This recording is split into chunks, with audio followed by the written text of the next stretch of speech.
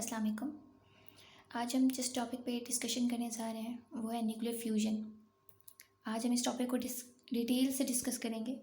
सबसे पहले हम देखेंगे इसकी डेफिनेशन क्या है, इसकी एग्जांपल्स क्या हैं, टाइप्स कौन कौन सी है न्यूक्लियर फ्यूजन की, मैकेनिज्म क्या है न्यूक्लियर फ्यूजन का, एनर्जी कितनी रिलीज़ हो रही है न्यूक्लियर फ्यूजन से, थर्मो न्यूक्लियर रिएक्शन हम देखेंगे, driving stellar energy. Stellar energy का मतलब एनर्जी ऑफ स्टार।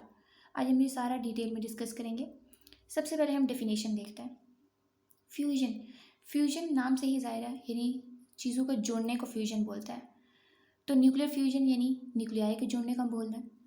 तो न्यूक्लियर फ्यूजन में क्या है कि जब दो से ज़्यादा एटॉमिक न्यूक्लियाई आपस में फ्यूज़ करते हैं और फ्यूज़ करने के बाद हमारे पास जो प्रोडक्ट्स ऑब्टेन होते हैं वो क्या होते हैं कि वो डिफरेंट एटॉमिक न्यूक्लियाई ऑब्टेन होते हैं। वो एक भी हो सकता है या एक से ज़्यादा भी हो सकता है, और साथ हमारे पास सब एटॉमिक पार्टिकल्स ऑब्टेन होते हैं और साथ large amount of energy obtain होती है।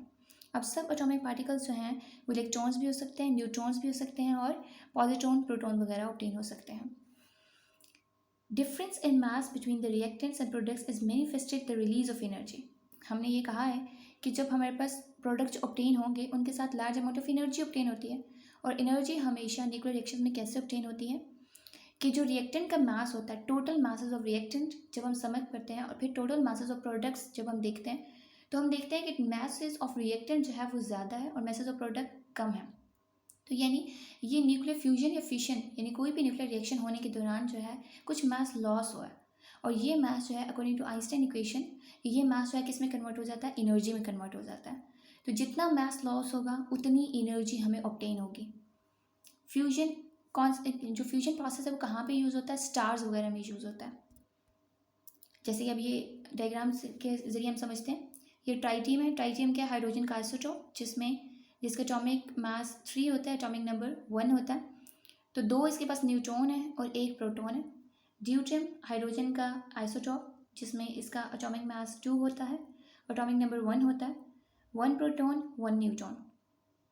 ये 1 न्यूट्रॉन 1 प्रोटॉन और ये 2 न्यूट्रॉन 1 प्रोटॉन जब आपस में कंबाइन करेंगे यहाँ पे ये फ्यूजन रिएक्शन हो रहा है। और फ्यूजन रिएक्शन होने के बाद क्या ऑब्टेन होगा, एक तरफ हीलियम न्यूक्लियाई यानी अल्फा पार्टिकल और साथ सब एटॉमिक पार्टिकल यानी न्यूट्रॉन, और साथ large amount of energy produce हो रही है। और ये एनर्जी कैसा प्रोड्यूस हो रही है कि जब हम इन दोनों को सम अप करते हैं, इन दोनों के मासेस को सम अप करते हैं तो वो ज़्यादा आता है बनिस्बत इन दोनों के मासेस के। तो जो एनर्जी जो लॉस हुआ है वो एनर्जी में कन्वर्ट हो जाता है और वही एनर्जी हमें ऑब्टेन होती है। अब जैसे कि हम ये एग्जांपल्स देखते हैं ज़रा। अब ये ड्यूट्रियम और ड्यूट्रम इन दोनों ने आपस में रिएक्ट किया है तो क्या बनाया, हीलियम का आइसोटोप जिसमें इसका एटॉमिक मास 3 है और साथ न्यूट्रॉन बनाया, और साथ हमारे पास एनर्जी कितनी रिलीज़ हुई है, 3.27 मेगा इलेक्ट्रॉन वोल्ट। जैसे कि यहाँ पे डायग्राम में दिखाया गया। ड्यूट्रियम यानी 1 प्रोटॉन 1 न्यूट्रॉन, ड्यूट्रियम यानी 1 प्रोटॉन 1 न्यूट्रॉन, इन दोनों ने आपस में रिएक्ट किया तो हमारे पास क्या बना है, एक हीलियम का आइसोटोप और दूसरा न्यूट्रॉन बना है, और 3.27 मेगा इलेक्ट्रॉन वोल्ट जो है एनर्जी रिलीज़ हुई है। उसके बाद हम अगले स्टेप पे जाते हैं। अगला स्टेप देखते हैं। इसमें भी ड्यूटियम का फ्यूजन है, लेकिन इसमें हमारे पास एक ट्राइटियम बन रहा है और एक हाइड्रोजन बन रहा है, प्रोटियम बन रहा है। इसमें जो एनर्जी रिलीज़ हो रही है 4.03 मेगा इलेक्ट्रॉन वोल्ट रिलीज़ हो रही है। और इस तरह जब हम ये ड्यूट्रियम और ट्राइटियम का देखते हैं तो ड्यूट्रियम और ट्राइटियम जब आपस में रिएक्ट करते हैं तो हमारे पास हीलियम न्यूक्लियाई बनता है और साथ एक न्यूट्रॉन बनता है, और साथ कितनी एनर्जी रिलीज़ हो रही है, 17.59 मेगा इलेक्ट्रॉन वोल्ट। इसी तरह न्यूक्लियर फ्यूजन में बहुत सारे ऐसे लाइटर न्यूक्लियाई जो हैं वो आपस में फ्यूज़ होते हैं, और फ्यूज़ होने के बाद क्या बनाते हैं, हैवी न्यूक्लियस बनाते हैं। ये हैवी न्यूक्लियाई बनाते हैं और साथ ही सब एटॉमिक पार्टिकल्स और बहुत सारी एनर्जी रिलीज़ होती है। और ये लाइटर न्यूक्लियाई जो है, ये हमने बाइंडिंग एनर्जी के टॉपिक में पढ़ा था। लाइटर न्यूक्लियाई की बाइंडिंग एनर्जी कम होती है, इसी वजह से ये अनस्टेबल यानी लेस स्टेबल होते हैं, और इस वजह से आपस में कंबाइन करते हैं और मोर स्टेबल प्रोडक्ट हमारे पास बनता है। जैसे कि हीलियम न्यूक्लियाई, ये बाइंडिंग एनर्जी ज़्यादा है as compare to deuterium and tritium. फिर इस पर टाइप्स देखते हैं। फ्यूजन बेसिकली 2 टाइप्स की होती हैं। एक टाइप में नंबर ऑफ प्रोटॉन्स और न्यूट्रॉन्स सेम रहता है, यानी जो हमारे पास पेरेंट्स का था प्रोटॉन्स और न्यूट्रॉन्स वही हमारे पास डॉटर एलिमेंट्स का आता है, प्रोटॉन्स और न्यूट्रॉन्स। तो ऐसी रिएक्शन जो है कहाँ पे होती है, फ्यूजन एनर्जी प्रोडक्शन, जब हमें थोड़ी बहुत एनर्जी चाहिए होती है, ठीक है, वहाँ पे फ्यूजन रिएक्शन होता है। लेकिन दूसरी टाइप की है कि जिसमें प्रोटॉन्स और न्यूट्रॉन्स कन्वर्जन होती है, यानी प्रोटॉन न्यूट्रॉन में चेंज हो रहा है या न्यूट्रॉन प्रोटॉन में चेंज हो रहा है किसी भी रिएक्शन की वजह से, किसी भी रिएक्शन में। तो ये जो ऐसी टाइप ऑफ फ्यूजन है ये कहाँ पे होती है, स्टार बर्निंग में, यानी जो सितारों की जो रोशनी होती है सन वगैरह में, वहाँ पे ये ऐसी फ्यूजन होती है कि जिसमें न्यूट्रॉन प्रोटॉन जो है वो न्यूट्रॉन में चेंज हो रहा है। जैसे कि पिछले हमने रिएक्शन में प्रोटियम पढ़ा था। प्रोटियम क्या प्रोटॉन है। प्रोटॉन ड्यूटियम के साथ या किसी भी ट्राइटियम के साथ रिएक्ट करके हमारे पास हीलियम या न्यूट्रॉन बनाता है। तो ये प्रोटॉन और न्यूट्रॉन आपस में क्या हो रहे हैं, कन्वर्ट हो रहे हैं। तो ये ऐसी रिएक्शन जो हैं हीलियम और हाइड्रोजन वाली, ये ऐसी रिएक्शन हैं ये सन में हो रही होती हैं, ये स्टार्स में हो रही होती हैं। मैकेनिज्म क्या है न्यूक्लियर फ्यूजन का? अगर हम देखें, दो न्यूक्लियाई का आपस में आना कितना मुश्किल है, एक दूसरे के पास आना कितना मुश्किल है। एक न्यूक्लियाई में भी इलेक्ट्रोस्टैटिक फोर्स है, दूसरे में भी इलेक्ट्रोस्टैटिक फोर्स है। वो दोनों आपस में क्या कर रही हैं, एक दूसरे को रिपेल कर रही हैं। कि जब जो वो साथ आने की कोशिश करते हैं, एक दूसरे को रिपेल करने की कोशिश करते हैं, रिपेल करते हैं। तो हमें कुछ एक एनर्जी चाहिए कि हम इन न्यूक्लियाई को आपस में नज़दीक ले आएँ और फ्यूजन हो सके। तो ये हमें इतनी ज़्यादा एनर्जी चाहिए। वो कितनी एनर्जी चाहिए? तकरीबन 0.1 मेगा इलेक्ट्रॉन वोल्ट। और ये कौन से एटम्स के लिए? जिनका लोवेस्ट एटॉमिक नंबर होता है, यानी जैसे कि प्रोटियम हो गया, जैसे कि ड्यूटियम हो गया। इन एटम के लिए हमें इतनी ज़्यादा एनर्जी 0.1 मेगा इलेक्ट्रॉन, मेगा यानी 10⁶ इलेक्ट्रॉन वोल्ट, हमें इतनी एनर्जी चाहिए इन दोनों की रिएक्शन कराने के लिए। और सोचें, अगर कोई एटॉमिक नंबर जिसका ज़्यादा है, थोड़े इनसे ज़रा लाइट इन एलिमेंट से जिनका एटॉमिक नंबर ज़्यादा है, तो उनके लिए हमें एनर्जी कितनी ज़्यादा चाहिए होगी, जो कि इम्पॉसिबल है, ख़ासतौर पे अर्थ पे। The temperature required for supplying this energy 10⁹ Kelvin is too high to generate on Earth। और हमें इतना टेम्परेचर चाहिए इन फ्यूजन रिएक्शंस को कराने के लिए 10⁹ केल्विन, बहुत ज़्यादा। और ये वाली ऐसी रिएक्शन तो पॉसिबल नहीं है कि इनको बहुत ज़्यादा हीट देनी पड़ती है। और ऐसी हम हीट कहाँ से ऐसे प्रोवाइड कर सकते हैं इनको? Through fission reaction. क्योंकि फिशन रिएक्शन में तो एनर्जी जो है वो बहुत ज़्यादा प्रोड्यूस होती है। जैसे कि हमने यूरेनियम 235 में देखा था, जब उस पर न्यूट्रॉन की बम्बार्डमेंट कराई थी तो एनर्जी प्रोड्यूस हुई थी वो 200.5 मेगा इलेक्ट्रॉन वोल्ट जो थी वो रिलीज़ हुई थी। तो इस तरह हमें फिशन रिएक्शन अगर हम कराएं तो उससे जो एनर्जी ऑब्टेन हो उससे हम फर्दर फ्यूजन रिएक्शन कराएं। तो ऐसे प्रोसेस को फिशन प्रीसीड्स फ्यूजन बोलते हैं। अगर हम अर्थ पे कराना चाहते हैं तो हमें ये प्रोसेस जो है ये करना पड़ेगा। लेकिन जो है सन पे तो ऐसा नहीं होता, सन पे तो कोई फिशन वगैरह नहीं हो रही। उसके बाद हम देखते हैं एनर्जी कितनी रिलीज होती है। Energy is released in nuclear reaction if the total mass of resulting particle is less than the mass of the initial reactants, which is usually the case in fusion reaction। ये हमने हमेशा पढ़ा है कि जब भी जो हमारे पास रिएक्टेंट है उनका जब हम टोटल मास देखते हैं और जो प्रोडक्ट का टोटल मास देखते हैं, तो प्रोडक्ट का टोटल मास जो है वो कम होता है और रिएक्टेंट का ज़्यादा होता है। तो ये जो मास लॉस हुआ है दरअसल ये किस में कन्वर्ट हो गया? एनर्जी में कन्वर्ट हो गया। और यही एनर्जी हमारा बाय प्रोडक्ट होती है। अब जब हम ड्यूटियम और ट्राइटियम की फ्यूजन कराते हैं तो हमारे पास जो एनर्जी ऑब्टेन होती है वो तकरीबन 2.8 × 10⁻12 जूल ऑब्टेन होती है। और इसी तरह जब हम प्रोटियम की फ्यूजन कराते हैं तो हमारे पास जो एनर्जी ऑब्टेन होती है वो 6.7 × 10⁻14 जूल ऑब्टेन होती है। ये वैसी एनर्जी बताई गई है कि इतनी ज़्यादा ऑब्टेन होती है। अगर हम एक एग्जांपल लें, जैसे कि हम देखते हैं कि हमारी जो न्यूक्लियर फ्यूजन की रिएक्शन के थ्रू जब एनर्जी ऑब्टेन हो रही है कितनी है। एग्जांपल लेते हैं कि हमारे पास 1 किलोग्राम है ड्यूटियम का। हम सपोज कर रहे हैं कि उसमें जो एटम मौजूद है वो 3 × 10⁻29 एटम्स। अब 1 किलोग्राम में इतने तो एटम होंगे क्योंकि एटम क्या है, सब एटॉमिक पार्टिकल है, सबसे छोटा पार्टिकल है। तो 1 किलोग्राम में इतने एटम्स मौजूद हैं। 1 किलोग्राम ऑफ ड्यूटियम में इतनी जूल एनर्जी प्रोड्यूस हो रही है क्योंकि इतने ज़्यादा एटम्स हैं। एक एटम की जो भी एनर्जी है, यानी फॉर एग्जाम्पल मैं कहती हूँ इतनी एनर्जी प्रोड्यूस हो रही है, तो इतने ज़्यादा एटम्स की इतनी ज़्यादा एनर्जी प्रोड्यूस हो रही है, यानी 1 kg की। और जब 1 kg ऑफ कोल, जब हम कोल से जो एनर्जी प्रोड्यूस हो रही है इसकी जब हम देखते हैं वो इतनी एनर्जी 2.9 × 10⁻7 जूल। और अगर आप देखें 1 kg ऑफ ड्यूटियम 8.4 × 10⁻17 जूल। कितनी ज़्यादा एनर्जी है सिर्फ 1 किलोग्राम ड्यूटियम की फ्यूजन से। सिर्फ 1 किलोग्राम ड्यूटियम से हमें इतनी ज़्यादा एनर्जी ऑब्टेन हो रही है। और कोल की देखें तो कोल की 2.9 × 10⁻7 जूल। तो इससे हमें क्या अंदाज़ा लगा सकते हैं कि न्यूक्लियर फ्यूजन में कितनी ज़्यादा एनर्जी प्रोड्यूस होती है कि 1 kg of deuterium is equivalent to 29 billion kg of कोल।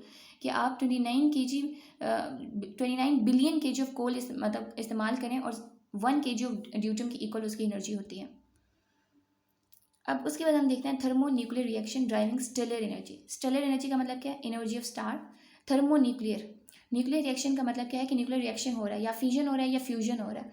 अब क्योंकि हम फ्यूजन को डिस्कस करें तो हम फ्यूजन को देखते हैं कि जब दो लाइटर न्यूक्लियाई को हम पास लाने की कोशिश करते हैं और उनमें इतनी ज़्यादा इलेक्ट्रोस्टैटिक रिपल्शन है, लेकिन फिर भी उन्हें हम पास लाने की कोशिश करते हैं और जितना हम टेम्परेचर प्रोवाइड करते हैं तो हम उसको थर्मो न्यूक्लियर रिएक्शन बोलते हैं। पहले ये माना गया कि electromagnetic energy is being continuously produced in stars including sun, thereby producing light and heat. The sun emits energy at a rate of about 10⁻26 joule per second. ये माना गया कि सन में जो एनर्जी प्रोड्यूस हो रही है वो तकरीबन 10⁻26 जाउल पर सेकेंड है और ये अरसे से बिलियन ऑफ ईयर से प्रोड्यूस हो रही है।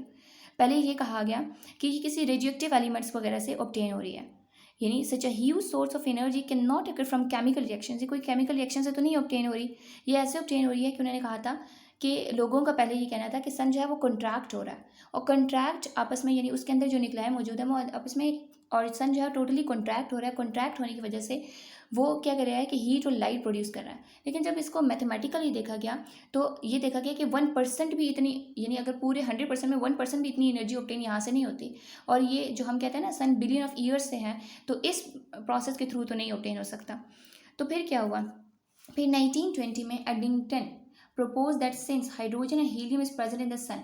1920 में एडिंगटन ने कहा कि हाइड्रोजन और हीलियम सन में मौजूद है, तो स्टेलर एनर्जी यानी सन की जो एनर्जी है वो हो सकता है कि हाइड्रोजन के मिलने से जो हीलियम बनता है और इसमें जो एनर्जी रिलीज होती है वो जो एनर्जी है वो सन की एनर्जी, सन जो है एनर्जी प्रोड्यूस कर रहा है और लाइट और हीट के फॉर्म में। लेकिन उन्होंने ये सिर्फ और सिर्फ ऑब्जर्वेशन दी थी, उन्होंने कोई एक्सपेरिमेंट इसका प्रूव नहीं दिया था। तो 1929 में एटकिंसन एंड हाउटरमैन ने ये मेजर किया था और देखा था कि masses of light elements to show that large amount of energy could be release by fusing small nuclei in very high stellar temperature via thermal nuclear reaction. उन्होंने ये कहा था कि बहुत ज़्यादा एनर्जी प्रोड्यूस होती है, क्योंकि उन्होंने ये एक्सपेरिमेंटली किया था। ये लाइटर न्यूक्लियाई को यानी जैसे फ्यूज़ कराते हैं और उनका एटॉमिक मास देखा था, और फिर जो रिजल्टेंट बनते थे उनका एटॉमिक मास देखा था, और फिर जो इनका मास माइनस करके वो सारी वो एनर्जी निकाली थी। तो फिर उन्होंने कहा था कि वाकई ही जो है वो एटॉमिक न्यूक्लियाई की वजह से यानी फ्यूजन रिएक्शंस की वजह से ऐसा हो रहा है। अब इतनी ज़्यादा जो हम इसे हीट प्रोवाइड कर रहे हैं, यानी जैसे कि अब 1929 से हमें ये साबित हो गया कि जो है ये रिएक्शन यानी फ्यूजन रिएक्शन हो रही है। तो फ्यूजन रिएक्शन के लिए हमारे पास जो एनर्जी आ रही है वो कैसे आ रही है। अब हमने कहा कि अगर हम अर्थ पे कराना चाहते हैं तो हम फिशन करा लें, फिशन कराने जो एनर्जी ऑब्टेन होगी वो फ्यूजन में हम उसे दे देंगे। लेकिन सन पे तो ऐसा नहीं हो रहा, सन पे तो कोई ऐसी नहीं है कि पहले फिशन हो रहा है और बाद में फ्यूजन हो रही है। और सन की जो कोर का टेम्परेचर है यानी जो दरमियान का सन का टेम्परेचर है वो भी 15 × 10⁻6 किलो केल्विन है, और वो बहुत कम है। हमें तो चाहिए 10⁹ केल्विन, तो 10⁹ केल्विन बहुत ज़्यादा है और सन का कोर कहीं अंदर का टेम्परेचर इतना कम है। तो ऐसी कौन सी वजूहत हैं कि जिनकी वजह से फ्यूजन रिएक्शन हो रही हैं। तो दो वजह से होती हैं। एक है temperature is the measure of the kinetic energy. Temperature kinetic energy का हमें पता है, temperature is directly proportional to kinetic energy, ठीक। तो इन्होंने इस फैक्टर के मुताबिक ये है कि जितने भी सन में न्यूक्लियाई मौजूद है, ऐसा नहीं है कि सारे के सारे न्यूक्लियाई की जो एनर्जी है वो 0.1 मेगा इलेक्ट्रॉन वोल्ट से कम हो, यानी 10⁹ मेगा इलेक्ट्रॉन 10⁹ केल्विन टेम्परेचर से कम हो सकता है कि कुछ ऐसे एटम्स या कुछ ऐसे न्यूक्लियाई मौजूद हैं कि जिनकी एनर्जी जो है 0.1 मेगा इलेक्ट्रॉन वोल्ट से बहुत ज़्यादा है, और ये जो फ्यूजन रिएक्शन हो रही है ये इन्हीं न्यूक्लियाई की वजह से हो रही है। और एक बार फ्यूजन रिएक्शन को ट्रिगर कर लो तो फिर जो एनर्जी ऑब्टेन होती है वो आप फर्दर फ्यूजन रिएक्शन के लिए यूज़ हो सकते हो, लेकिन कर सकते हो, लेकिन हमें उससे भी ज़्यादा एनर्जी चाहिए, क्योंकि फ्यूजन रिएक्शन की जो एनर्जी ऑब्टेन होती है वो हमने देखी थी, जैसे कि पीछे में देखिए 17.59 मेगा इलेक्ट्रॉन वोल्ट ऑब्टेन होती है। तो हम उधर से भी यूज़ कर सकते हैं फर्दर फ्यूजन कराने के लिए, लेकिन जैसे फिशन की चेन रिएक्शन होती है वैसे फ्यूजन की चेन रिएक्शन नहीं हो सकती। दूसरा इसका फैक्टर है क्वांटम ट्यूनिंग। अब क्वांटम ट्यूनिंग का हम इस डायग्राम के थ्रू करते हैं। क्लासिकल मैकेनिक्स ये कहती थी कि अगर एक पार्टिकल है जिसकी काइनेटिक एनर्जी है, कोई भी काइनेटिक एनर्जी है, और उसे बैरियर से मूव करना है, ये बैरियर है। अब इस बैरियर का ये जो पोटेंशियल एनर्जी है ये ज़्यादा है और इस पार्टिकल की काइनेटिक एनर्जी कम है। इस पोटेंशियल एनर्जी ज़्यादा है बैरियर का और इसकी काइनेटिक एनर्जी कम है। अब क्योंकि काइनेटिक एनर्जी कम है तो ये इधर तक आएगा फिर वापस चला जाएगा, इधर तक आएगा फिर वापस चला जाएगा, आगे जा ही नहीं पाएगा क्योंकि इसकी काइनेटिक एनर्जी क्या बहुत कम है। और अगर ये इधर पास ऊपर से करने की कोशिश करता है तो इसको काइनेटिक एनर्जी इस पोटेंशियल एनर्जी से बहुत ज़्यादा चाहिए। ये क्लासिकल मैकेनिक्स कहती है कि इसे काइनेटिक एनर्जी जो है बहुत ज़्यादा चाहिए ताकि इसको पास कर सके बैरियर को। क्वांटम मैकेनिक्स क्या कहती है, क्वांटम मैकेनिक्स कहती है कि बेशक अगर काइनेटिक एनर्जी पार्टिकल की कम भी हो फिर भी वो इस बैरियर में से पास कर सकता है। क्यों? क्योंकि पार्टिकल का क्वांटम मैकेनिक्स के मुताबिक पार्टिकल जो है किसी भी इलेक्ट्रॉन या किसी भी न्यूक्लियाई की सिर्फ और सिर्फ जो है उसकी पार्टिकल नेचर नहीं होती बल्कि उसकी वेव नेचर भी होती है। तो ये दूसरा जो पार्ट है फैक्टर है क्वांटम ट्यूनिंग है। क्वांटम ट्यूनिंग जो है वो इंक्रीज करता है प्रोबेबिलिटी को कि न्यूक्लियाई की बेशक लोअर एनर्जी ही क्यों ना हो, कि ये दोनों पोटेंशियल बैरियर का मतलब क्या है, पोटेंशियल बैरियर यानी एक फॉर एग्जांपल इधर भी एक न्यूक्लियाई मौजूद है, इधर भी एक न्यूक्लियाई मौजूद है, इसने इस बैरियर को करके ओवरकम करके इस तक पहुंचना है और इसको ओवरकम करके इसने इस तक पहुंचना है। तो ये जो बैरियर है, अब ये इनके दरम्यान इतनी एनर्जी तो मौजूद नहीं है। फॉर एग्जाम्पल मैं कह रही हूँ, इधर दो न्यूक्लियाई के दरम्यान इतनी एनर्जी तो मौजूद नहीं है, लेकिन इन्होंने फिर भी अपनी इलेक्ट्रोस्टैटिक रिपल्शन को ख़त्म करके एक दूसरे के पास आना है और फ्यूजन रिएक्शन करनी है। तो ये जो है क्वांटम मैकेनिक्स के मुताबिक ये आसानी से इसमें से मूव कर सकता है, क्योंकि ये इसकी वेव नेचर है, और ये आसानी से जब इस बैरियर को क्रॉस कर लेगा तो आगे न्यूक्लियर दूसरे न्यूक्लियाई के साथ फ्यूज़ करके और क्या करा देगा, फ्यूजन रिएक्शन करा देगा। तो ये हमें कंक्लूजन क्या निकाला कि अर्थ पे अगर हमें करानी है तो हमें फिशन करानी पड़ेगी, जो कि पॉसिबल नहीं है। अगर हम कराना भी चाहें तो हमें पहले फिशन करानी पड़ेगी और उससे जो एनर्जी ऑब्टेन होगी वो फ्यूजन करानी पड़ेगी, उससे फ्यूजन करानी पड़ेगी। लेकिन सन पे फिशन का तो कोई ऐसा सवाल नहीं है। तो ये ऐसे दो फैक्टर्स हैं कि पूरे सन के कोर में से कुछ ऐसे निकला है कि जिनकी एनर्जी 0.1 मेगा इलेक्ट्रॉन वोल्ट से ज़्यादा है और वो आपस में फ्यूज़ कर सकते हैं। और दूसरा क्या है, क्वांटम ट्यूनिंग का फैक्टर है, जिस वजह से फ्यूजन रिएक्शन सन पे हो रही है। Thank you so much.